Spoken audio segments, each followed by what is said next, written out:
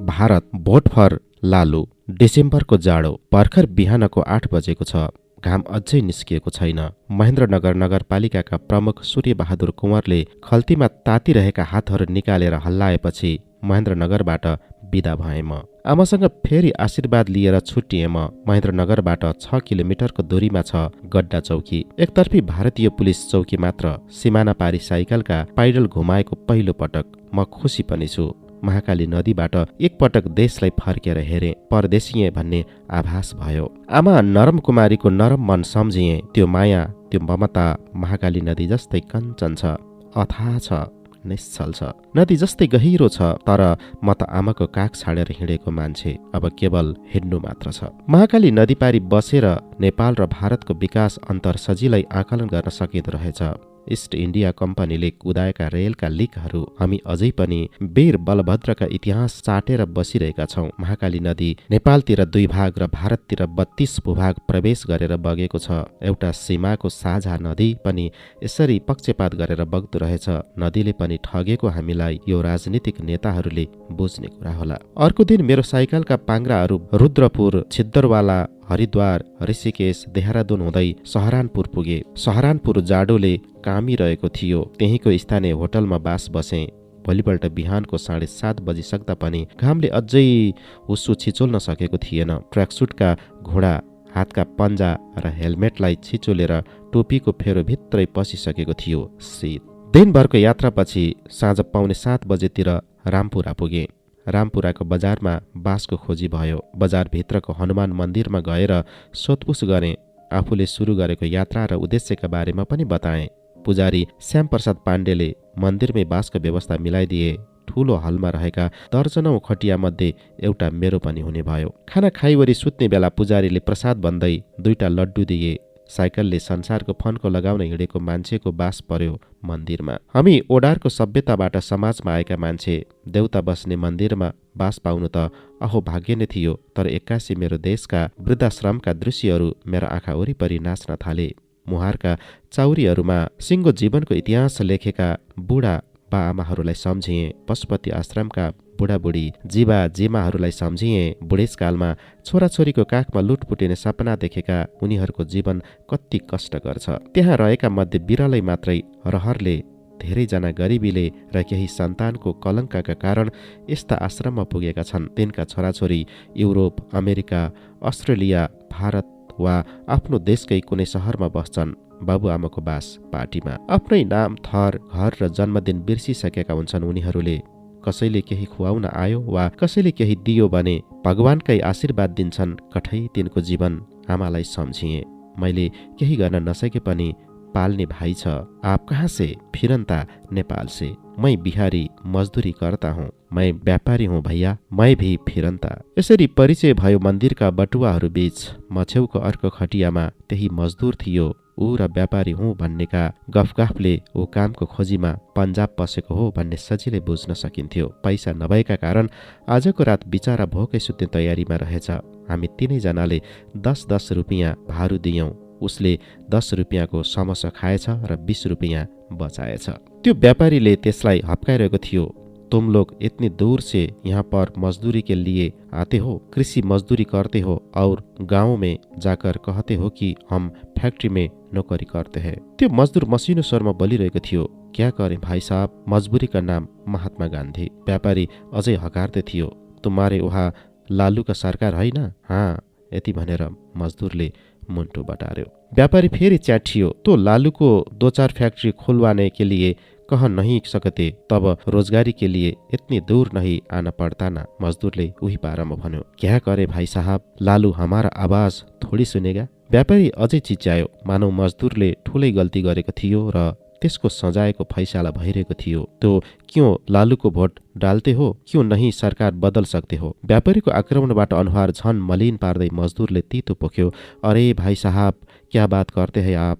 हम थोड़ी लालू को भोट डालते हैं। व्यापारीले उत्सुक आँखा नौलो भाव भङ्गीमा घुमायो। आफ्नो आक्रोश बोकेर थामिएको व्यापारी उनीहरूको कुरा सुनेर नजिकै बसिरहेको अर्को घुमन्ते र म स्वयं घुमन्ते बीच सन्नाटा छायो। एकाएक फेरि कोठाभरि हाँसो अटाइ नअटाइ खादियो। त्यो हाँसोका हकदार अन्य खटियाका श्रोता पनि थिए। मजदुरको जवाफले मलाई बाल्यकालमा सुनेको बिरबल हाँसे पानी पर्छ भन्ने कथाको सम्झना गरायो। कथा अलि अश्लील थियो। लालुको कथा पनि मलाई अलि अश्लील लाग्यो।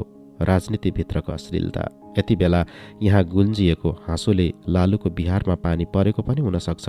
बिचारा मजदुरको मानव अधिकार हननभित्र कति मार्मिकता लुकेको थियो। त्यो कुराको समाधान संसारका कुनै पनि मानव अधिकारवादीसँग छैन। उनीहरूले पनि आवाज उठाउने मात्रै हो। मजदुरले भनेको थियो, सुने भाइ साहब, लालू तो हमारा भोट खुद डाल लेता है।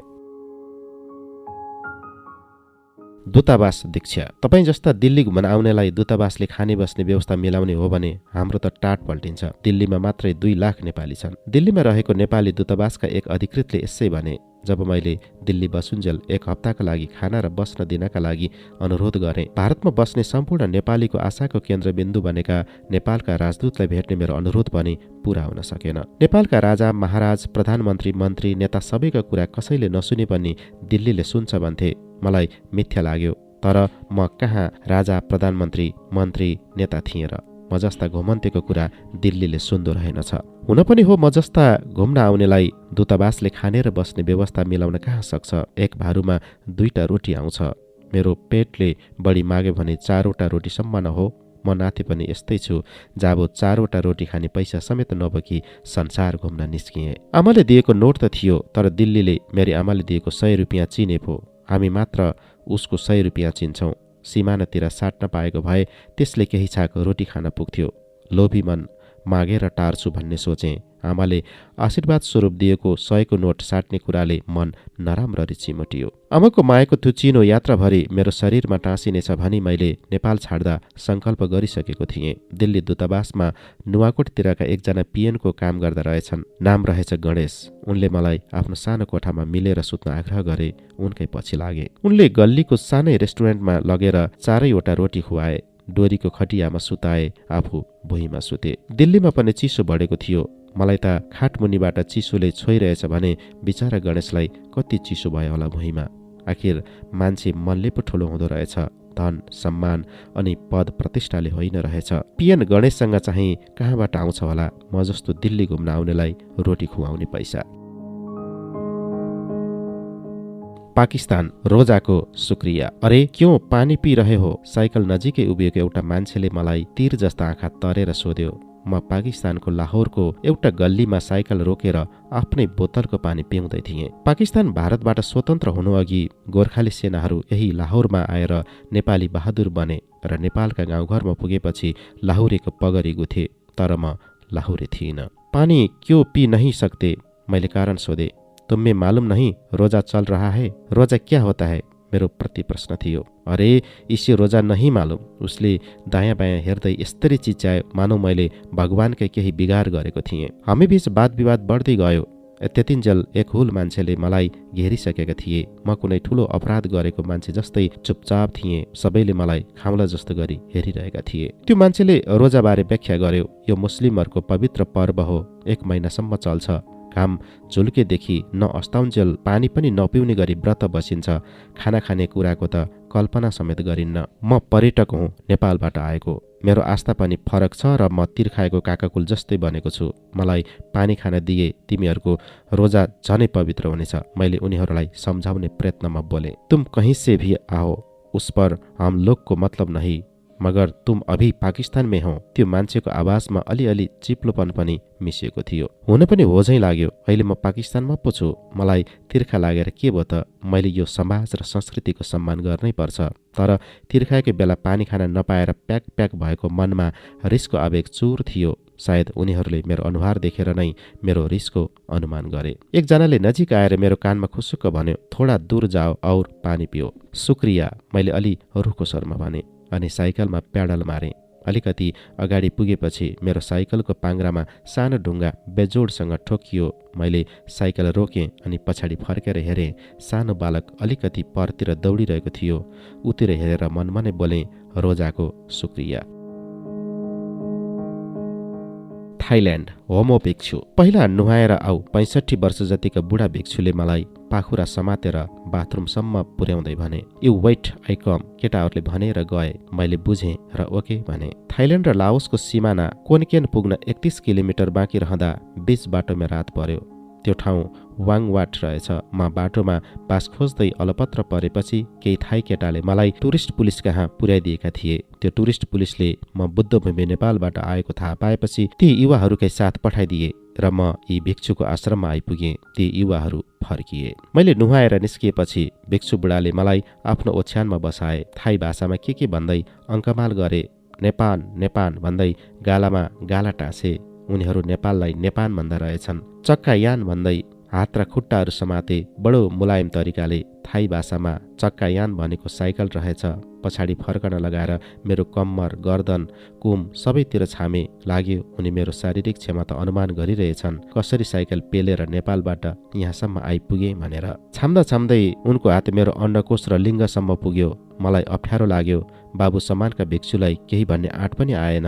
फेरि बासका लागि शरण परेको मान्छे। केही बेरपछि अघिका केटाहरू फर्केर आए। साथमा एउटीकी दिदी पनि आएकी थिए। उसको नाम उकी। उनीहरूसँग थाई अङ्ग्रेजी भाषामा निकै बेर कुराकानी भयो। त्यो चिजलाई अङ्ग्रेजीमा के भनिन्छ भनी तिनैजना आपसमा सोधासोध गर्थे अनि मसँग कुरा गर्थे। उकीले मलाई सोधी, you married, half married, half unmarried. मेरो उत्तरले केही बेरको सन्नाटापछि हाँसोको पर्रा छुटायो अनि उकीले भनी, एम नो म्यारिड। उकी मसँग विवाह गर्न तयार भए चाहिँ भई। 9:30 बजीतिर भिक्षुले उनीहरूलाई जाने आदेश दिए। गोदाम जस्तो एउटा ठूलो कोठा, उपहार जस्ता लाग्ने सामानले भरिएका छन्। भिक्षुलाई भक्तहरूले दान दिएका होलान्। त्यहीँबाट केही खानेकुरा निकालेर भिक्षुले मलाई दिए। थाइल्याण्ड त्यसै त गरिमीले सदाबहार राज गर्ने देश, त्यसमाथि गोदामको बास। 10:30 बजीतिर हामीसँगै एउटै पलङमा सुत्यौं। हामीले पातलो लुगा ओढेर सुतेका थियौं। एकाएक भिक्षुले मलाई च्याप्प समाते। कुनै युवकले युवतीसँग गाला जोडे चाहिँ गरी नेपान नेपान भन्दै मही खान थाले। बिस्तारै बिस्तारै मेरा अङ्गहरू सुमसुम्याउन थाले। मेरो लिङ्गमा हात पुर्याए। उनी मेरो लिङ्गलाई उत्तेजित बनाउने कोसिसमा लागे। त्रासले होला मेरो लिङ्गले मानिरहेको थिएन। उनको चाहना मैले बुझिसकेको थिएँ। म अप्ठ्यारो र रिसको आवेगसँगै पसिनाले निथ्रुक्कै भएँ। तर आफूमाथि भएको गलत कार्य र अन्याय सहनुलाई नै मैले उत्तम ठाने। म सुहागरातकी दुलै झैँ मौन रहेँ, सहेँ। यसो सोचेँ, यो पनि त जिन्दगीको एउटा नयाँ अनुभव हो। फेरि अर्को मनले भन्यो, होमोसेक्स घृणित कार्य हो, भए पनि समलिङ्गी बीच पो त स्वाभाविक हुन्छ। रातको 11:30 बजिसक्यो। म बबुरो यति बेला कहाँ गएर उजुरी गर्ने, कहाँ गएर विरोध गर्ने। त्यहाँ बोले आहारा भेटेको बाघले झैँ भिक्षुले मलाई झम्टने पक्का पक्की छ। व्यवस्थालाई सहे चुपचाप। काम, क्रोध, लोभ, मोह सबै त्यागेर भिक्षु बनेका मान्छेको क्रियाकलापले मेरो मनमा धेरै प्रश्न उमार्यो। यौन चाहना सबैमा हुनु प्राकृतिक हो, स्वाभाविक हो, यो सामान्य कुरो पनि हो। तर गुम्बाका भिक्षुहरूमा पनि यस्तो तीव्रता त्यागी होइनन् र उनीहरू अनि कसरी गर्छन् तपस्या र बन्छन् नयाँ बुद्ध। मेरो देशका गुम्बाका भिक्षुहरू पनि यस्तै छन् र। लाओस, डायना प्रेम। लाओसको पाकमोङमा भेटिएकी अमेरिकन केटी डायना हन्टरसँग डिनर गरेँ। उसँग अरू 2जना केटा पनि थिए, एकजना प्रेमी र अर्को साथी। म बसेको होटलको सम्मुखको अलि महँगो रेस्टुरेन्टमा उनीहरू बस्दा रहेछन्। अमेरिकन पर्यटक नपरे मलाई उसले वारपार यसरी नै देखेकी रे जसरी उसलाई मैले देखेँ। उसले मेरो खुट्टामा लागेको घाउमा मल्लमपट्टि गरिदिए। थाइल्याण्डको नोङखाईमा साइकल पल्टिएर हड्डीमा लागेको चोट अझै निको भइसकेको छैन।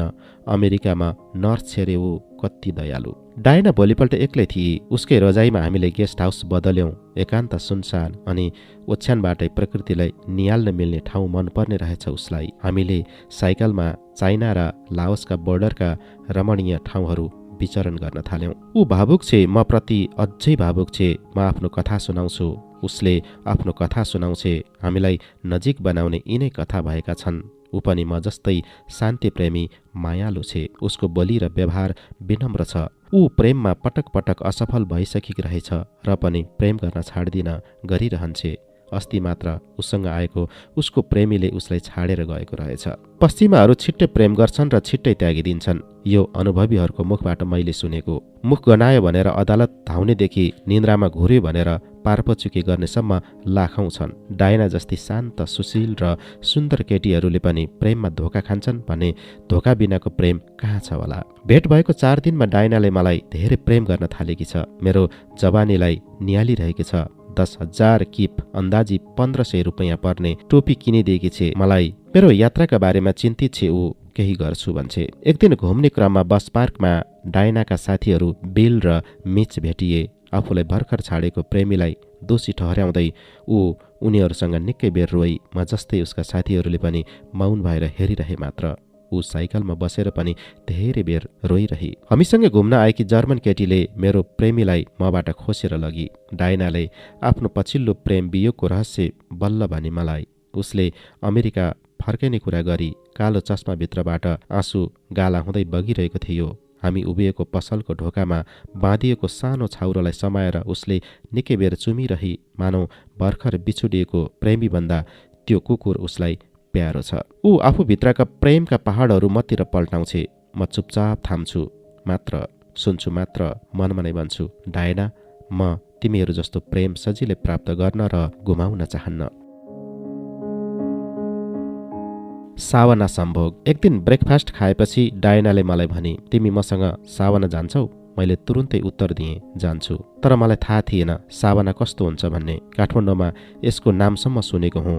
आज नौलो चिजको अनुभव गर्न पाउने भएँ भनेर गदगद भएँ। डायनाले पुरानो साइकल भाडामा लिई।